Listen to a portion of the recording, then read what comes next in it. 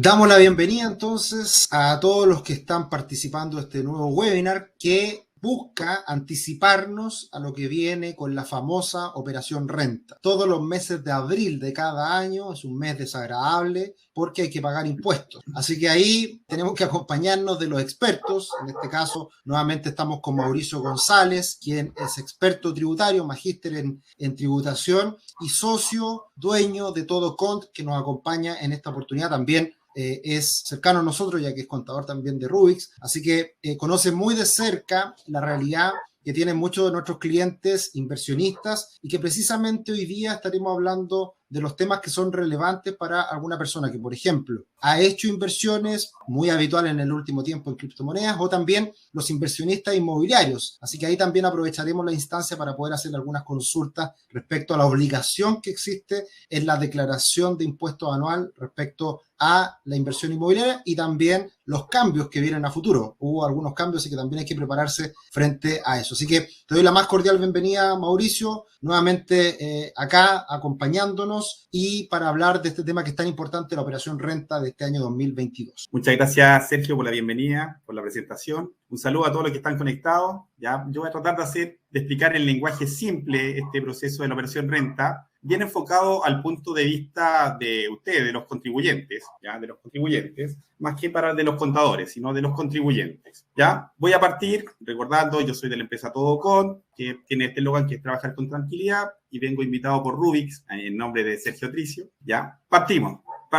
Entonces, contribuyente. Primer hito. Hay dos tipos de contribuyentes que deben declarar anualmente sus impuestos, ¿ya? Que son las personas naturales, que deben declarar el impuesto global complementario, que en adelante vamos a nombrar como IGC. Muchas veces más adelante vamos a ver esta abreviación, ¿ya? Y están las personas jurídicas que deben declarar IDPC, que es impuesto de primera categoría, ¿ya? Que más adelante van a ver con esa abreviación, IDPC, ¿ya? Las personas naturales pagan impuestos por sus rentas anuales, ¿ya? Y su impuesto se determina en base a esta tabla, que es la tabla de impuesto global complementario. Entonces uno toma todas las rentas anuales de todos los conceptos que uno perciba, sueldos, honorarios, retiros de sociedades, rentas generadas en el extranjero, ganancias de capital, dividendos del extranjero también. Toda esta renta la suma y el total lo inserta en este rango, lo ubica en este rango y dependiendo del rango de rentas va a pagar una tasa de impuesto. El resultado de aplicar esa tasa se rebaja a este monto, ¿ya? Esta rebaja...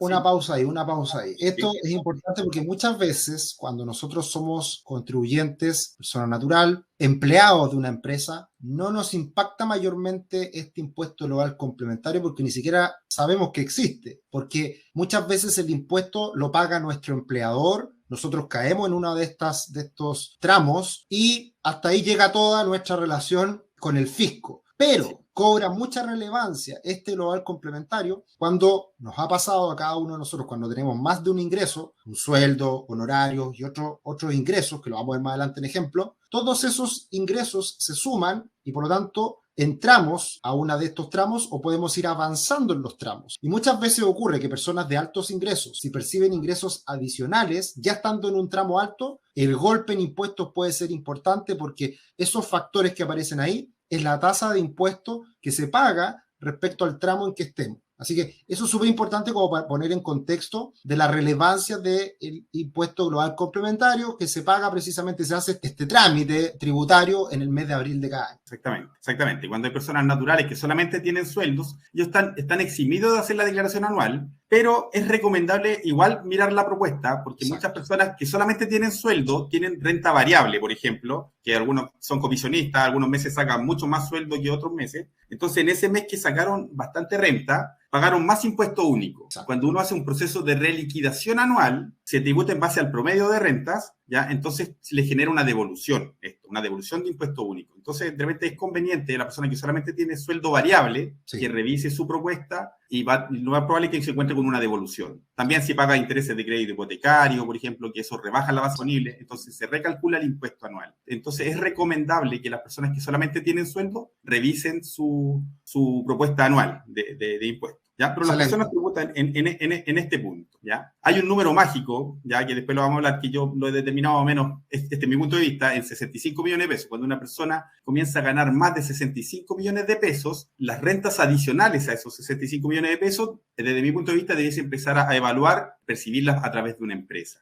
Pero eso es un tema... Buen punto, Mauricio. Es un punto, si uno quiere tomar un punto de partida. Bien, vamos a ver también de las personas jurídicas, ¿ya? Que las personas jurídicas, las empresas que tienen fines de lucro, ¿ya? Se pueden ubicar en cualquiera de estos tres regímenes tributarios. Puede ser el régimen semi-integrado, que está enfocado para grandes empresas, ¿ya? Es el régimen artículo 14A, el régimen ProPyme general, ¿ya? Y el régimen ProPyme transparente. Lo vamos a ver más en detalle. Pero si uno está ubicado dentro del mundo de las empresas, de las personas jurídicas, tiene que observar, uno se mete con root y clave de impuesto interno y va a ver que lo primero que aparece al lado derecho es el régimen tributario, ¿ya? Dependiendo del régimen tributario es cómo va a tributar su empresa, que es muy importante que sepan en qué régimen tributario está su empresa si es que tienen una empresa donde realizan sus inversiones o tienen algún tipo de negocio. Vamos a hablar ahora un poquito de los regímenes tributarios, ¿ya? Dentro del mundo de las personas jurídicas, ¿ya? Entonces, los contribuyentes del impuesto de primera categoría, al momento de iniciar actividades o entre enero y abril de cada año, pueden optar por un régimen tributario entre los siguientes.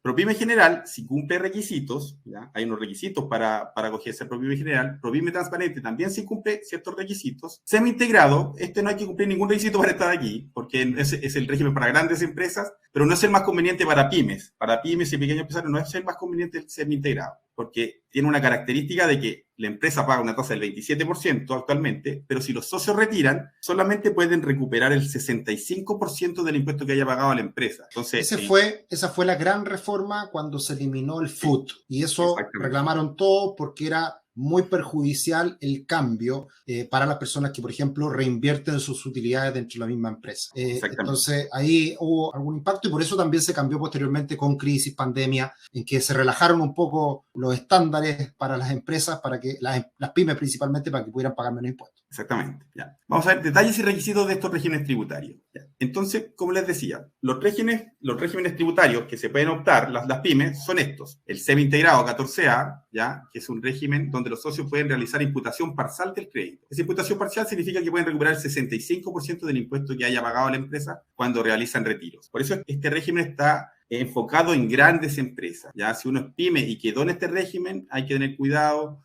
tratar de hacer la reclasificación. Pueden, para este año 2022, por ejemplo, pueden hacer el cambio de régimen entre enero y el 30 de abril. ¿Ya? Ojo con eso. Así que califican con los requisitos. Ya, hasta el régimen general, que es el que vimos, que paga una tasa del 25% como regla general, ¿ya? Pero por pandemia, tiene hasta este año una tasa del 10%. Este año las empresas que están en régimen ProPyme general pagan una tasa del 10%. ¿Ya? Esto solamente por la pandemia. Después de eso está el régimen ProPyme transparente, que está enfocado en negocios aún más pequeños, en negocios que en la práctica retiran toda su utilidad, que no hacen reinversiones, ¿ya? Y la gracia que tiene este régimen ProPyme transparente es que está exento de primera categoría, es decir, no paga impuestos en la primera categoría, pero toda la utilidad que genera, el resultado que genera, se asigna a los socios personas naturales. Deben ser solamente personas naturales las que están en este mundo, ¿ya? Y a ellos se asigna la utilidad. Entonces va directo al global complementario. Ya esto es para kioscos de esquina, negocios que tienen poca utilidad, que generan menos de 10 millones de utilidad en el año.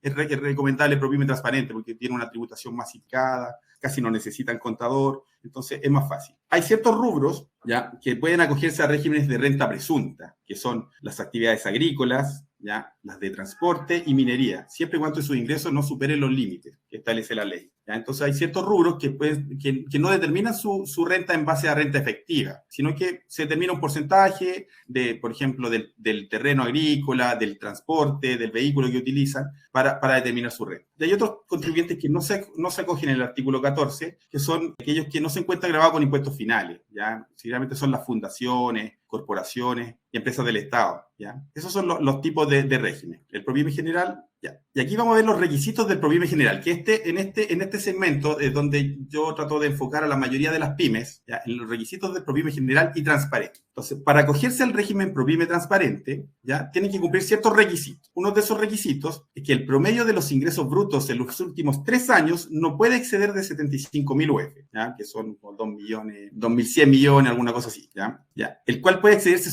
y dentro de los últimos 3 años solamente lo puede exceder una vez, ¿ya? Pero no puede superar, esa vez que lo excede, no puede superar los 85.000 UF, ¿ya? Este promedio incluye ingresos de sus relacionados, es decir, hay normas de relación, que uno puede decir, si tengo 120.000 UF, voy a hacer 2 empresas para que las 2 cumplan, no, porque se consideran empresas relacionadas, se toman todas las empresas relacionadas del contribuyente y se suman las ventas de ambas para considerar los límites. Por eso dice que este promedio incluye ingresos de sus relacionados. Si una empresa califica para ProPyme general, es bueno que esté en este régimen, ¿ya? Al momento del inicio de actividades, su capital efectivo no debe exceder de 85.000 UF. Es decir, esta empresa tampoco puede partir con un capital superior a 85.000 UF. Si no, no puede mantenerse en este régimen y no pueden acogerse a este régimen ProPyme general. Tiene otros requisitos este régimen, ¿ya? Que dice que tiene tope del 35% del ingreso de ciertas rentas, ¿ya? Entonces, las empresas que se dedican a rentas del número 1 y número 2 del artículo 20, ¿ya? Que son bienes raíces no agrícolas, ¿ya? Es decir, quienes compran departamentos, por ejemplo, a través de una empresa, se dedican a explotarlo, es decir, a arrendarlos, ¿ya? Estas empresas, si el ingreso por arriendo de bienes raíces supera el 35% de los otros ingresos que tenga la empresa, no califica para el régimen ProPyme general. Entonces, eso hay que evaluarlo cuando uno decide realizar inversiones en bienes raíces, dedicarse solamente a explotarlo a través de una empresa. Hay que considerarlo porque si solamente se dedica a arrendar propiedades, va a quedar obligatoriamente en el régimen semi-integrado. No puede acogerse al régimen ProPyme. También, si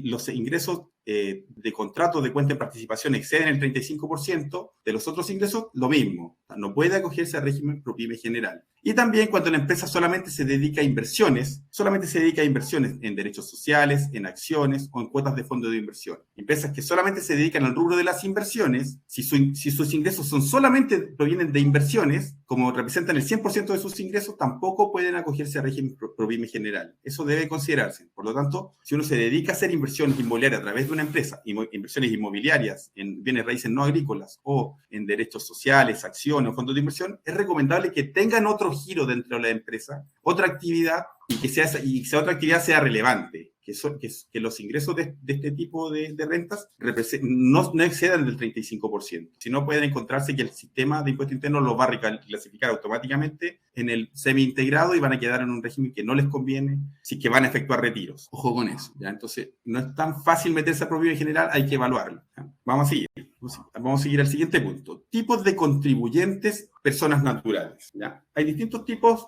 Ya salimos del mundo de la empresa, vamos a volver al terreno de las personas naturales, ¿ya? Y hay tipos de contribuyentes. Hay personas que son dependientes, que es el caso que hablaba Sergio al inicio, una persona que solamente tiene sueldo, solamente tiene pensión. Hay personas que tienen sueldo y pensión. La persona que tiene sueldos, por ejemplo, una persona que tiene sueldo fijo, que gana 600.000 pesos mensuales y nada más y no tiene ninguna otra renta, esa persona está exceptuada de hacer la declaración anual, no está obligada, pero si paga algún crédito hipotecario, puede tener algún beneficio que le haga devolver impuesto único, si es que pagó, porque con 600.000 pesos más o menos no se paga casi impuesto único, ¿ya? Si tiene pensiones, si tiene lo mismo, pero si tiene sueldos y pensiones, sí está obligada a reliquidar. O si tiene 2 sueldos. Exacto, eso te iba a decir. 2 sueldos también tendría que declarar sí o sí. Están obligados, por ejemplo, también la persona que...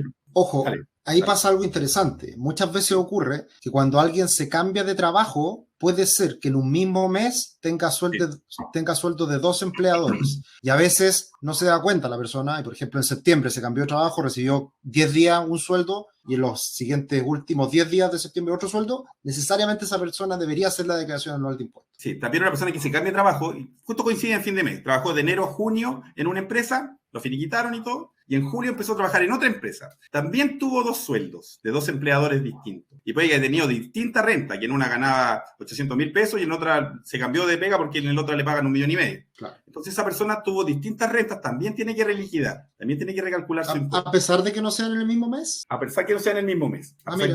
Porque sí, se tiene que reliquidar el impuesto, pero siempre le va a jugar a favor. Sí. Le va a jugar a favor. Nunca le va a jugar en contra esa reliquidación, salvo que le haya bajado el sueldo. Claro. Exacto. ¿Ya? Y aún así le va a jugar a favor. No, en todos los escenarios esta reliquidación se juega a favor. Sí. Entonces hay que revisarlo porque se encuentran con devoluciones de impuesto único. Primero porque es obligación, pero además porque va a tener una devolución seguramente. Exactamente. Hay otro tipo de contribuyente persona natural que son los independientes. Personas que solamente trabajan con boletas de honorarios. Boletas de honorarios, que hacen una asesoría, una boleta de honorario, otra asesoría, una boleta de honorario, o trabajan. Estas personas también tienen obligación de declarar, porque tienen retenciones.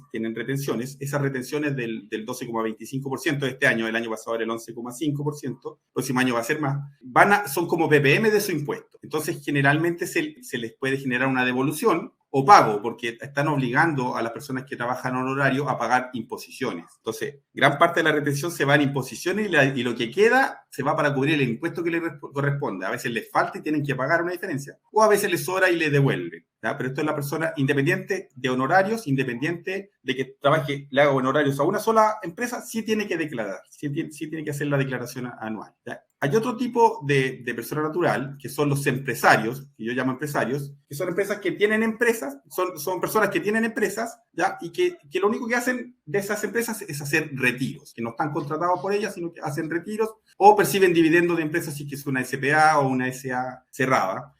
Entonces, estas personas también tienen que hacer su declaración anual. Personas que solamente son empresarios, que reciben retiros, deben hacer su declaración. Hay otro tipo de personas que llama el perfil de los clientes de Rubix, por ejemplo, que son inversionistas, que reciben dividendos por sus inversiones, ganancias de capital, ya por compra y venta de acciones, por compra y venta de fondos mutuos, por inversión inmobiliaria, por compra y venta de criptomonedas. Estos también tienen obligación de juntar todas sus rentas en la base imponible de global complementario y declarar sus sueldos. Estos son inversionistas. Hay otro tipo de persona, que yo les llamo el multifacético, ¿ya? Que es donde deberíamos estar todos. Exactamente. Una persona que mezcla todos los tipos de renta, que puede ser dependiente de 9 a 7 y de las 7 y media hasta las 9 empresario, y es independiente los sábados y domingos, y es inversionista también los sábados y domingos, o bien tarde. Las hace todo y se multiplica. Exactamente.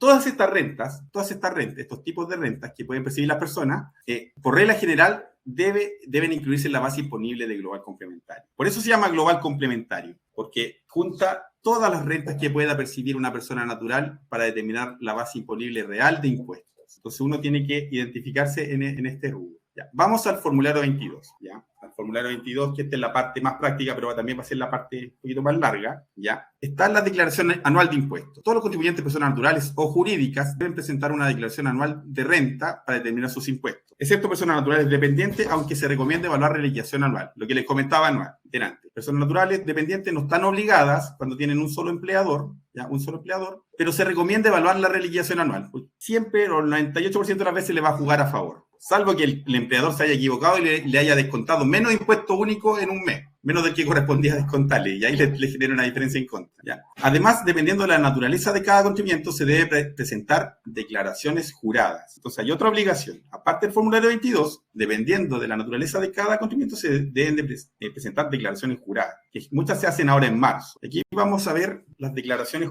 juradas anuales las más comunes. Claro, acá ya estamos entrando en tierra derecha de lo que hay que hacer en abril, que esta parte previa de las declaraciones juradas, generalmente, cuando uno es trabajador dependiente o trabajador de honorarios, todo esto está hecho, no es tema. Generalmente las declaraciones juradas cobran relevancia cuando uno tiene otro tipo de ingresos, que algunos ejemplos nos va a mostrar tú, Mauricio, pero esta es la etapa previa. Esta es la etapa previa que hay que dejar todo ordenadito para tener todo ok en abril. Sí, de aquí saca toda la información de impuesto interno. No es que impuesto interno es adivino y que tiene todo y sabe todo lo que yo gano. Son los contribuyentes, las empresas o las mismas personas las que le informan a impuesto interno las rentas que ustedes ganan. Aquí lo que se va a entender claramente. Primero, por ejemplo, hay una declaración que es la 1835, que es la de bienes raíces arrendados. Esta declaración, en estricto rigor, la deben presentar todos los corredores de propiedades, por ejemplo. Los corredores de propiedades deben decir, este año yo como corredor de propiedades administré, los que administran propiedades más bien, todos estos arriendos. Y este fue el dueño, el que recibió la plata, y este fue el que pagó el arriendo. Y deben hacerlo. No lo hacen, la mayoría de las corredoras no lo hacen, pero deben hacerlo. Y esa vence en 2 días más, ¿ya? El 24 de marzo vence esa declaración. También esta declaración se está volviendo una costumbre que la hagan los arrendatarios cuando son empresas, ¿ya? Porque cuando hacen esta declaración jurada las empresas arrendatarias... Sirve como gasto. Exactamente, impuesto interno no les cuestiona el gasto. pero cuando hacen esta declaración jurada las empresas, acusan de inmediato al arrendador que generó una renta. Eso es importante, Mauricio. ¿Por qué se le pide a los corredores de propiedades que administran propiedades, es decir, los que cobran todos los meses arriendo, y también se les pide que lo hagan las personas, las empresas que arriendan? Es porque de esa manera se acusa y se genera el control. Es como en algún momento cuando la factura cobra tanta relevancia con el crédito que trae la factura. El que recibe el beneficio hace la pega, o es donde el servicio hipotecario puede estar más encima, es al que lo obliga para que haga el trabajo. Y de esa manera todo funciona mejor. Exactamente. A ojos del servicio hipotecario. Ojo con esta declaración, porque después pueden modificarla y obligar, por ejemplo, a toda persona natural que tenga más de 2 propiedades, de obligarla. Pueden ir sacando normas para controlar esto, ¿ya? Lo más probable es que eso pase en el futuro. Lo más probable es que eso pueda pasar, pues sobre todo hay cambio de mando en el SI, puede cambiar los criterios, entonces hay que estar atento a esos cambios, ¿ya? Hay una declaración que se llama, que no es tan conocida, pero la puse aquí en las comunes, que la de créditos PPM puestos a disposición de los socios. Muchas veces la empresa tiene exceso de PPM, ¿ya? Es decir, pagó más PPM que el impuesto que le salió a pagar. Entonces, el PPM es el pago previsional mensual, que es un aporte que uno hace todos los meses para que cuando tenga que uno pagar el impuesto en abril sea lo menos posible o inexistente. Entonces, todos los meses uno va aportando ese PPM como empresa para amortizar el pago que uno tiene que hacer de impuestos al año. Sí, entonces cuando uno tiene exceso de PPM, la empresa, esto es declaración solamente de la empresa, ¿ya?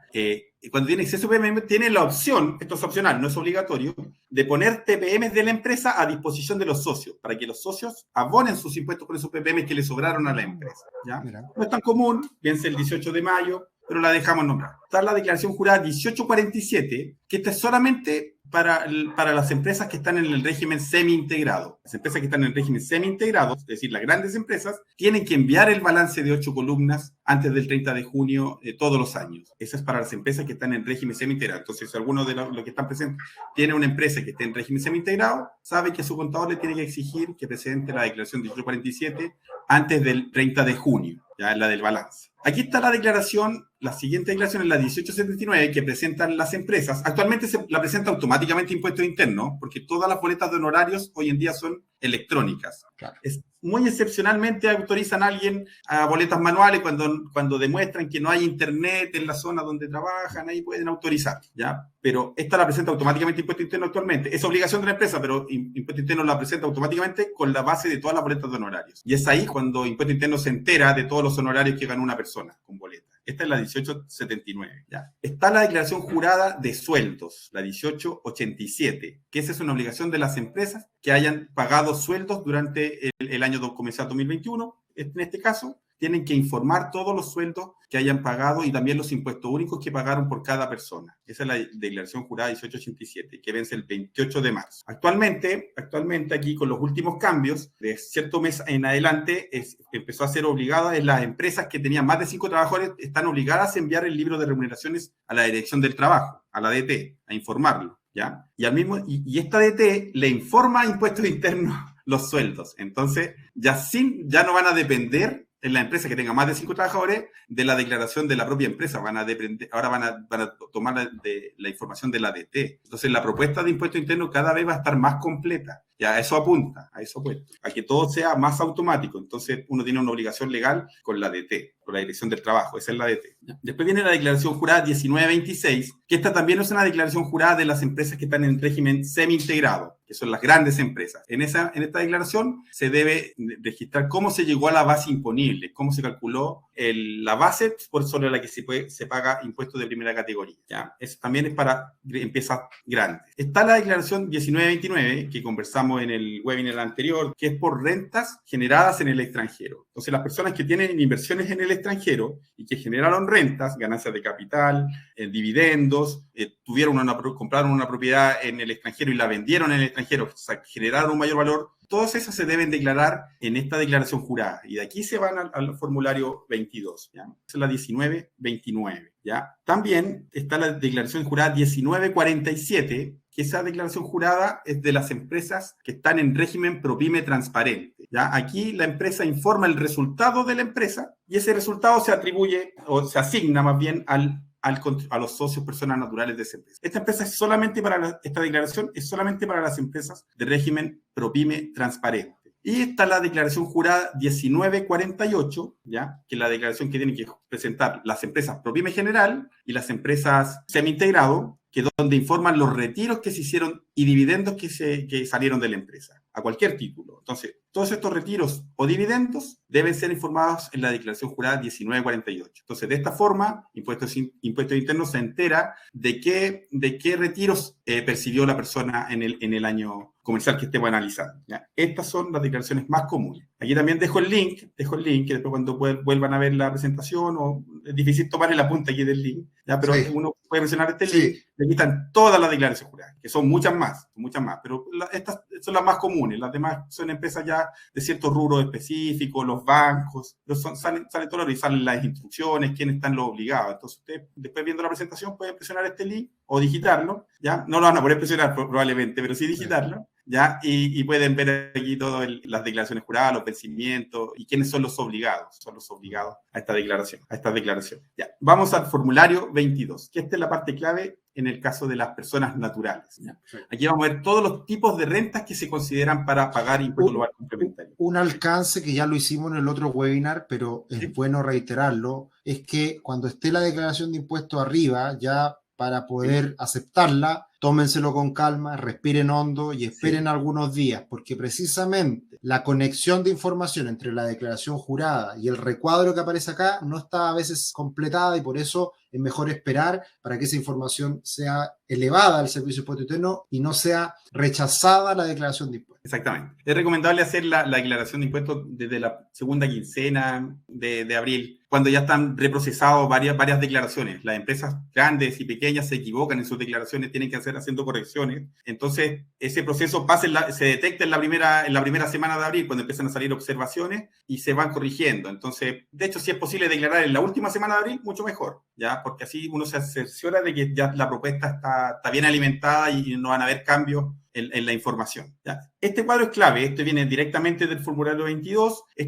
Abarca todos los tipos de rentas que una persona natural puede percibir y debe declarar, ¿ya? Entonces, vamos a ir línea por línea analizando. El primer concepto que aparece aquí son retiros o remesas afectas a IGC, que son retiros de empresas que son sociedades de personas, sociedades EIRL, empresas limitadas generalmente, por eso ahí se llaman retiros, ¿ya? Y esta información la recibe automáticamente impuestos de la declaración jurada 1948 que hace la empresa. Cuando la empresa hace esta DJ 1948 informando los retiros, automáticamente aquí te va, en este cuadro, en el 104, te van a aparecer los retiros, y por acá va a aparecer el crédito, dependiendo del tipo de crédito que tenga la empresa. Acá arriba no se alcanza a ver en el recorte, pero aquí van los créditos, que son los impuestos que pagaron esos retiros, ¿ya? En la línea 2 van los dividendos. Ya esto, cuando son los dividendos, vienen de sociedades anónimas cerradas o de las SPA, la famosa SPA, también se habla de dividendos, que también hacen la misma declaración 1948, pero se clasifican en esta línea. En el código 105 va el monto del dividendo y acá van los créditos por impuestos que hayan pagado ese dividendo, ¿ya? Hay otra declaración que poco la presenta, pero la empresa la presenta, que es la 1909,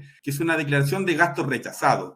Cuando en una empresa, por ejemplo, una empresa que se dedica, no sé, a la gastronomía, ¿ya? Un restaurante no puede andar comprando, no sé, una lancha, no sé, pues de la nada. Llegó y compró una lancha y con factura a nombre de la empresa. No tiene nada que ver con la gastronomía, salvo que sea un restaurante en el mar, no sé. Pues, no sé. Muy buen ejemplo, muy buen ejemplo. También muchas veces pasa con típica pregunta: oye, quiero hacer una sociedad porque quiero pasar el vehículo a nombre de la sociedad y pagar benzina. Sí, pero cuidado, ese vehículo tiene que ser necesario para producir la renta y por lo tanto tiene que ser una camioneta con ciertas características y tiene que justificarse. Exactamente. Bueno, ese gasto sería un gasto rechazado. Y si la lancha solamente la usa un socio, ya que ya la lancha no es que la usen todos, sino que la usa un socio, se asigna al socio ese gasto rechazado y debe ir aquí, ¿ya? Debe ir aquí, porque se asignó al socio. Entonces va a afectar el global complementario del socio. Ojo con eso, Ya.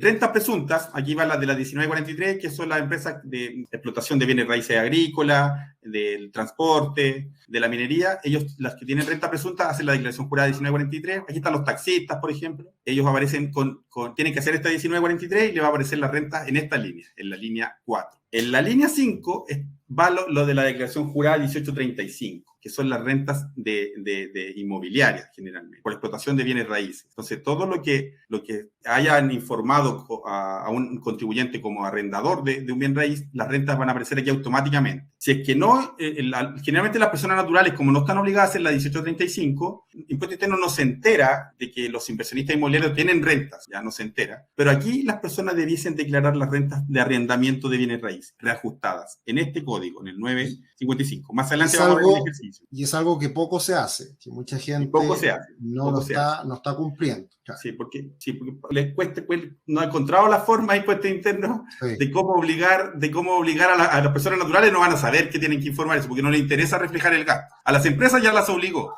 pero a las personas naturales no haya cómo obligarlas a que acusen al arrendador, por decirlo así. ¿Ya? Pero de a poquito se va acercando. Se va acercando. Sí.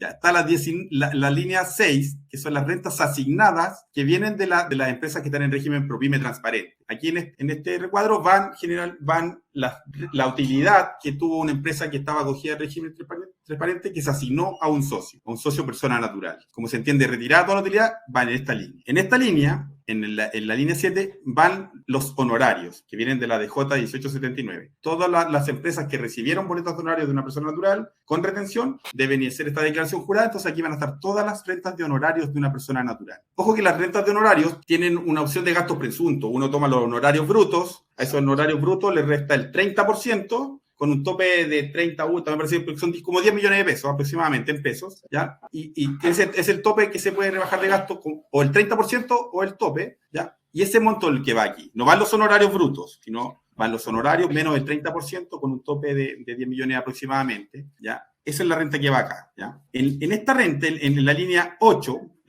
va la renta de capitales mobiliarios, ¿ya? Mayor valor de rescate en fondo mutuo y enajenación de acciones. En el fondo, todo lo que tiene que ver con inversiones de capital. Por ejemplo, inversiones a través de un corredor chileno. Nevasa, por ejemplo, hace la declaración jurada 1891, informa todas las ganancias de capital por acciones chilenas, incluso algunas están informando las ganancias de capital por inversiones en el extranjero, siempre que se hayan hecho a través de la corredora chilena, ¿ya? Están informando aquí. También aquí los exchanges de criptomonedas también tienen que presentar esta declaración 1891, ¿ya? Y la 1890, que también es otra declaración de fondos mutuos, de intereses que se hayan ganado en otro tipo de inversiones. Entonces aquí están los capitales mobiliarios. Aquí van en esta región. Generalmente aparece automáticamente, salvo que sean inversiones en criptomonedas que califican en este punto, ¿ya? Pero que el corredor no haya informado, no haya hecho la DJ, ¿ya? O sea, un corredor un corredor extranjero, por decirlo así, un intermediario extranjero que haga el proceso. Entonces, todo esto va en esta línea. Si hablamos de criptomonedas, van en esta línea en estricto rigor. Hay otras rentas, en la línea 9, que son las rentas exentas de global complementario, que solamente se consideran para determinar la base imponible. Aquí, por ejemplo, están las rentas de los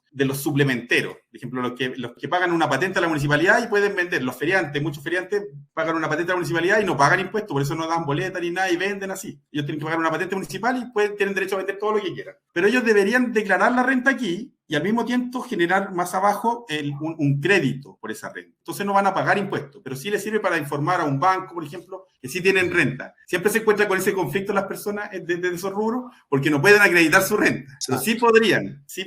Porque el tema es que no se asesoran bien y por lo tanto no tienen la forma de poder hacerlo de manera correcta. Exactamente. Ese es el fin. Solamente, y es para ubicarlo bien, porque puede tener otras rentas, para ubicarlo bien en el tramo que le corresponda. Pero se genera un crédito por esa renta. Cuando estas rentas exentas se incluyen solamente para determinar el tramo en el que están en la base imponible. Aquí, este es más global, otras rentas de fuente chilena. Si cualquier otra renta que no hayamos clasificado anteriormente de fuente chilena se declara en esta línea. Si uno quiere ser súper sincero,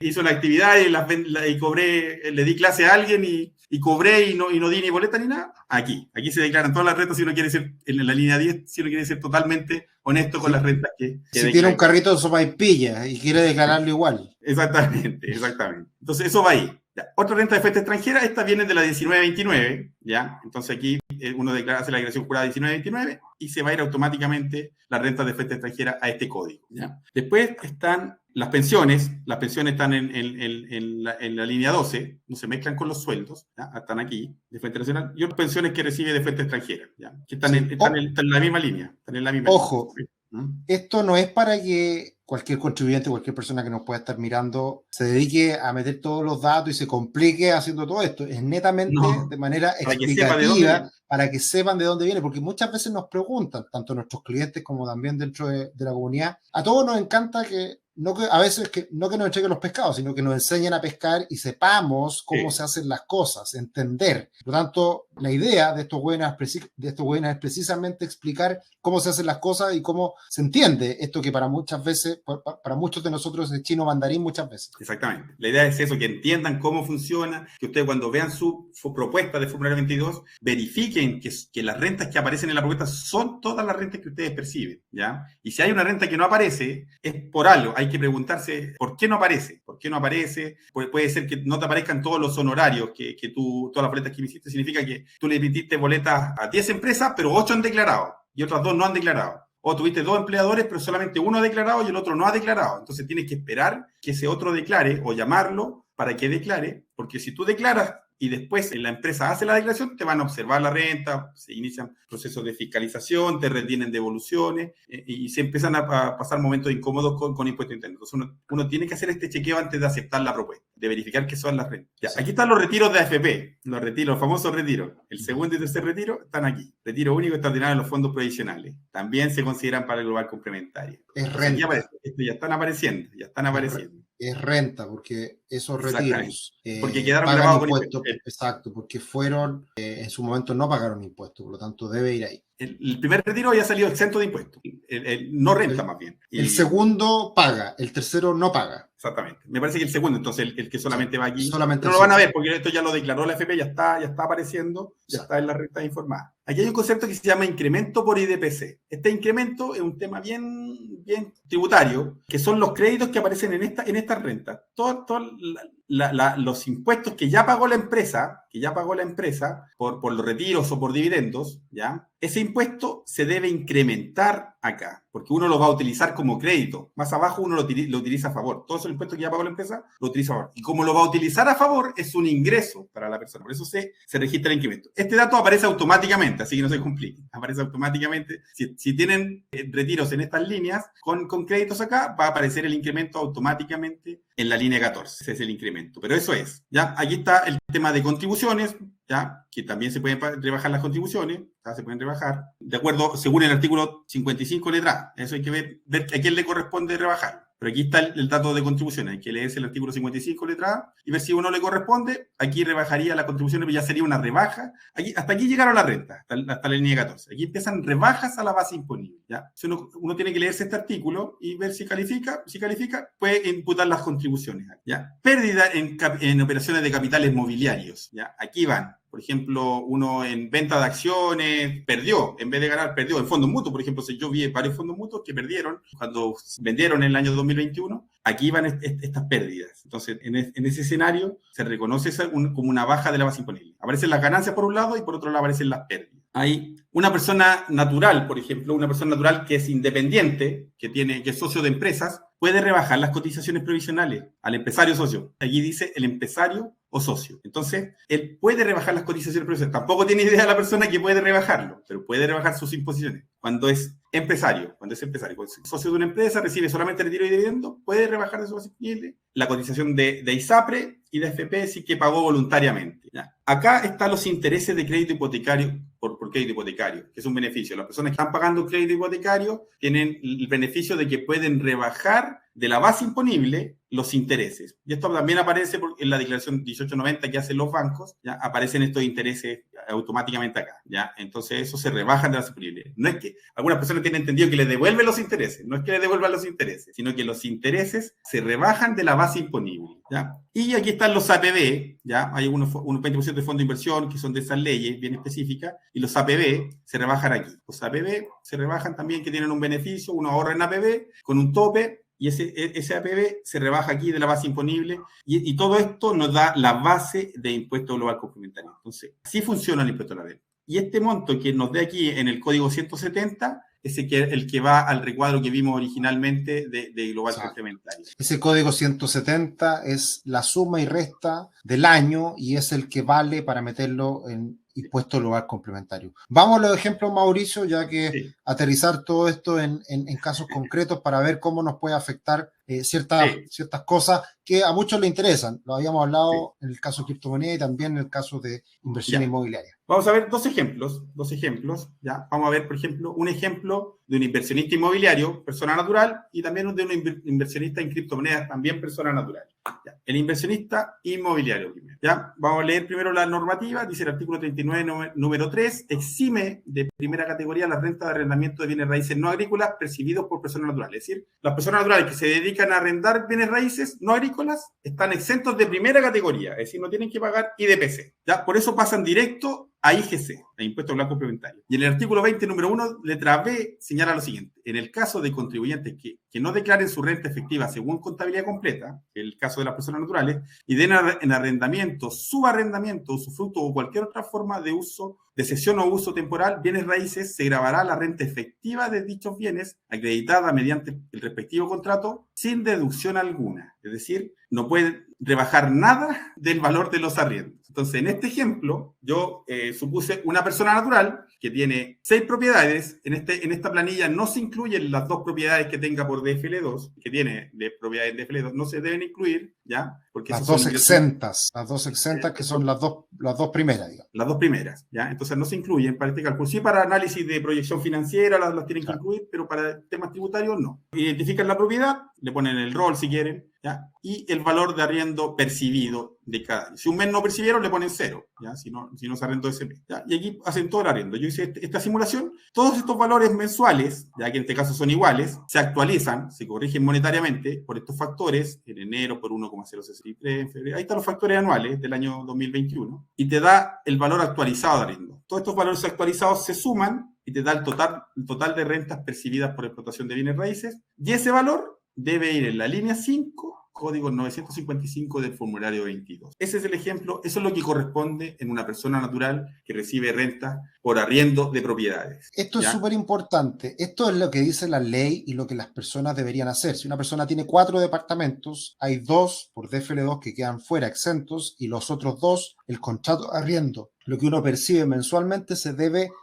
llevar a esta declaración anual de impuestos de esta manera. Mucha gente no lo hace, está incumpliendo. Porque no aparece en la propuesta, uno piensa que es responsabilidad de impuesto interno, pero la responsabilidad es siempre del contribuyente, ¿ya? Se habla de propuesta, impuesto interno habla de una propuesta. Cuando hay un conflicto, impuesto interno dice, esto es una propuesta, no es la declaración, ¿ya? Busca un mecanismo de que la propuesta se acerque a la realidad, pero la responsabilidad del contribuyente. Y esto probablemente, que con las reformas que vienen, tratar de exigir mayor impuesto a las personas que tienen más patrimonio, obviamente hay mucha gente que tiene varias propiedades, mayor patrimonio, y es muy probable que de alguna manera el Servicio de Impuesto Interno se acerque a buscar estos recursos. Así que por eso se están generando muchas estructuras societarias, de alguna u otra manera, para estar preparados a cumplir y pagar, obviamente, de manera óptima los impuestos que se relacionan a esto. El gran problema de ser persona natural y tener propiedades a su haber es que todos los gastos en los cuales uno incurre, como contribuciones, pago de un corredor de propiedades, arreglo y muchas cosas más,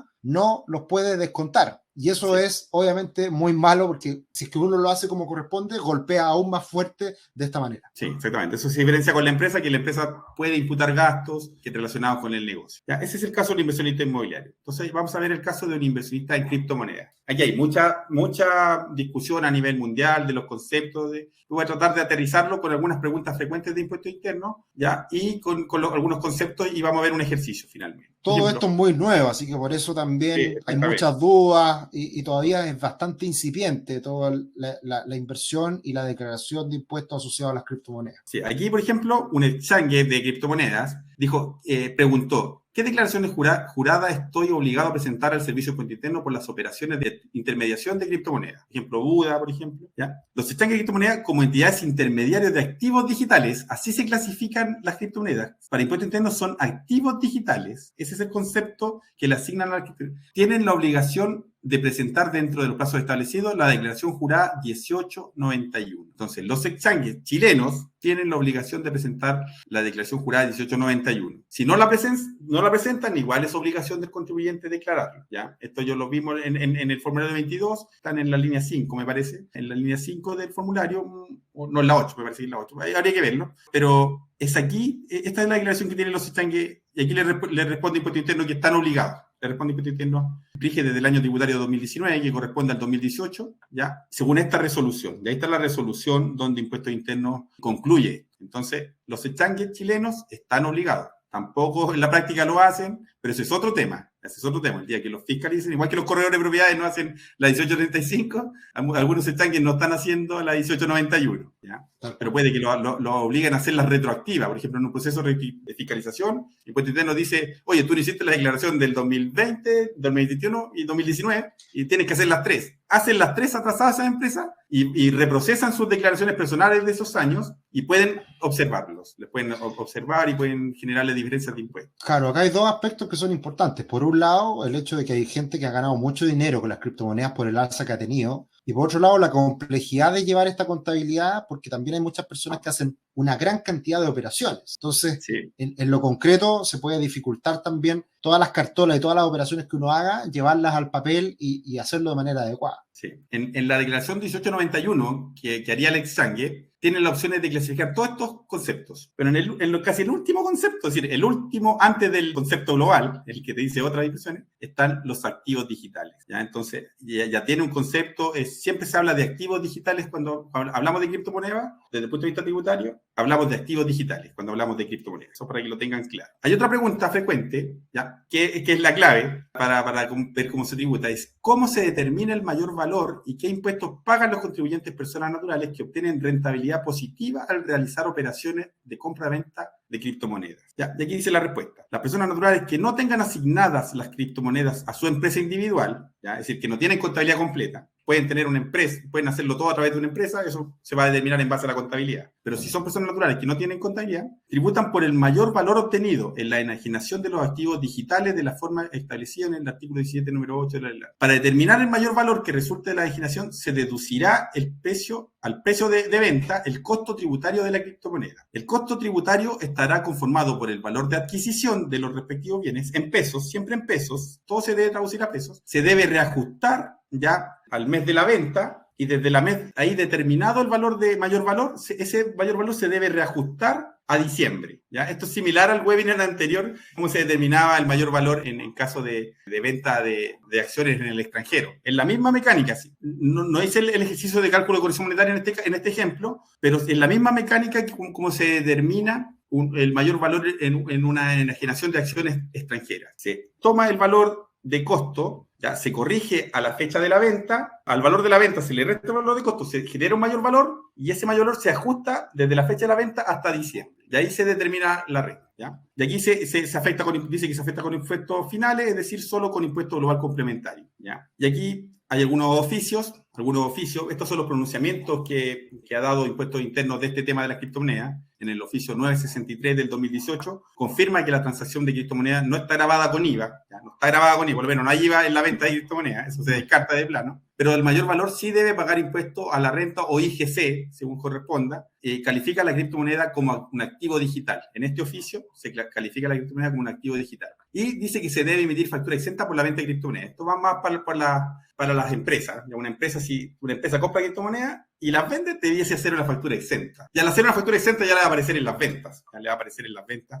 la venta de criptomonedas. Ojo con eso, eso sale en ese oficio. En el oficio resolutivo 36 del 2019, regula algunos ámbitos como la corrección monetaria. Habla de la corrección monetaria del costo cuando son personas naturales y cuándo se entiende percibida la renta en una transacción de criptomonedas hecha por intermediarios. Ahí se especifica cuándo se entiende percibida la renta. Y en el oficio 1371 del 2019, regula la tributación del proveedor de billetera digital que cobra comisiones por compras, ventas o retiro en pesos de criptomonedas. La comisión cobrada por este proveedor estaría grabada con IVA. ¿Ya? Es decir, un proveedor de billetera digital que te cobra comisiones por hacer operaciones, esa comisión que te cobra debe estar con IVA, está grabada con IVA. Los intermediarios de activos digitales deben presentar la declaración jurada 1891, que coincide con lo que les dije de que los intermediarios de activos digitales, los exchanges, deben hacer esta declaración jurada 1891. Ojo con eso. Aquí viene el ejercicio, ya que está ya la parte final. El ejercicio yo lo estoy mostrando bien simple, ¿ya? Habría que armar una planilla en esta estructura, ¿ya? Donde uno tiene todos los tipos de criptomonedas que tenga, pues que tenga de un solo tipo o distintos tipos de criptomonedas, ¿ya? Y en esta planilla